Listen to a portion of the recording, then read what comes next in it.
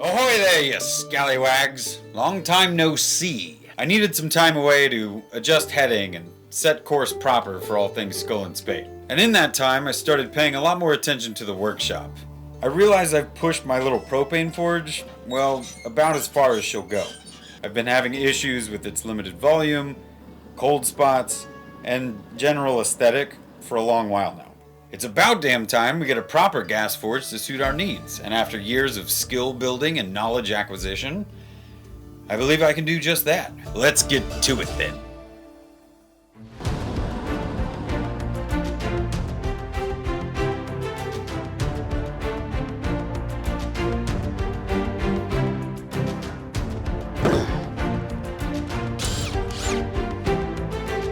So before anybody asks, why not just buy a new forge?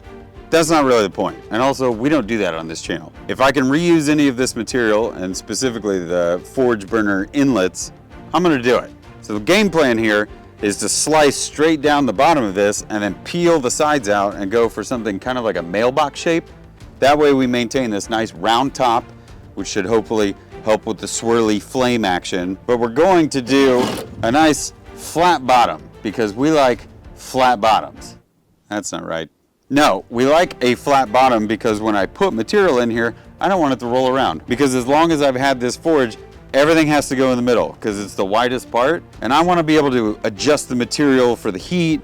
And if I want to be able to control it a little bit better, I want to be able to move things around. So, cut it!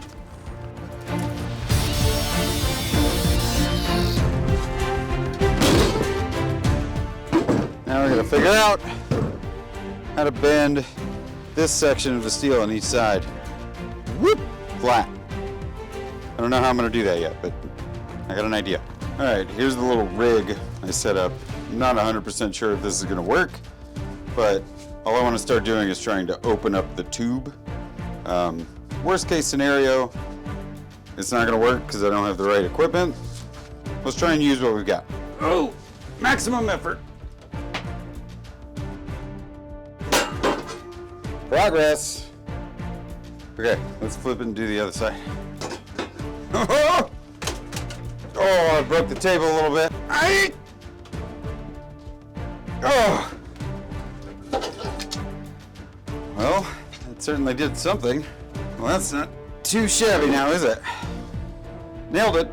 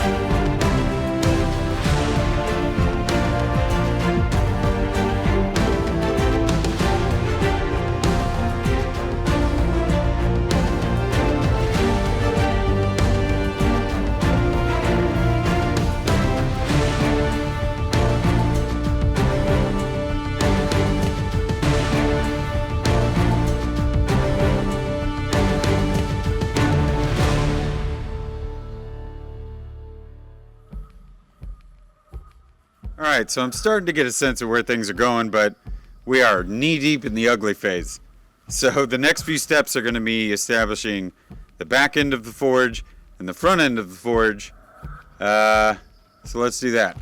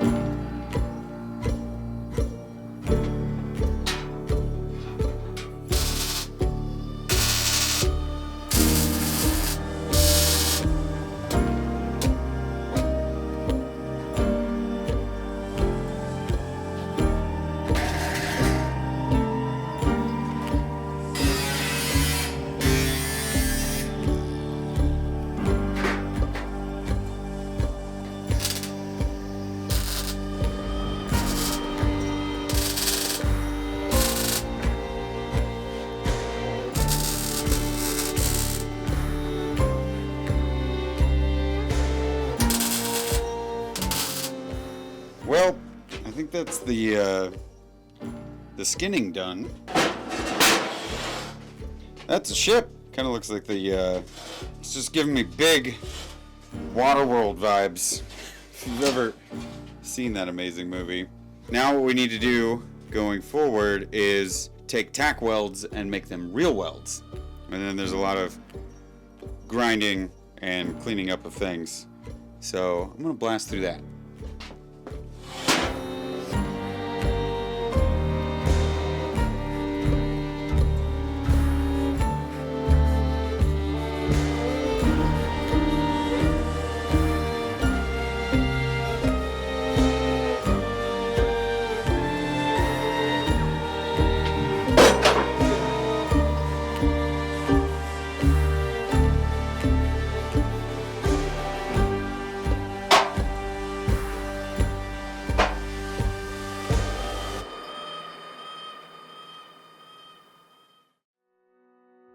Alright, so I already came out here and laid out a bunch of lines on the side that I will grind in. I'm going to use the regular angle grinder where I have thicker steel, and then this very problematic thin stuff that I used, I'm going to use the little handheld grinder to do that, just so I can be a little bit more precise. Savvy?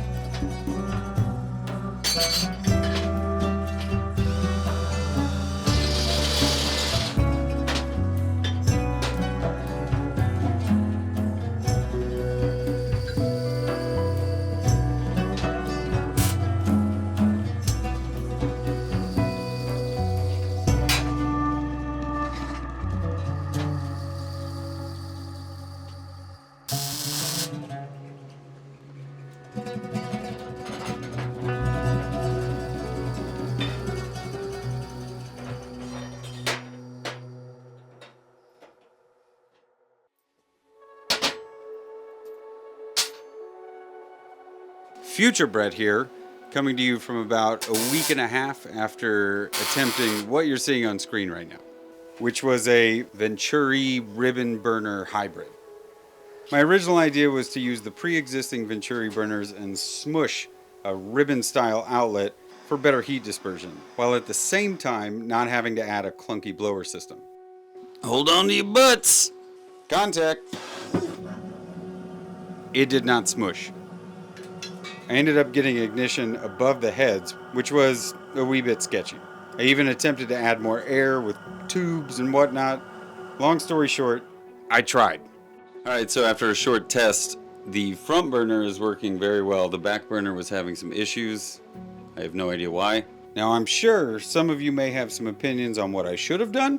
Feel free to argue amongst yourselves in the comments. Instead of spending even more time trying to force something that wasn't working, I decided to move on. I ended up reverting back to a Venturi system. Moving on.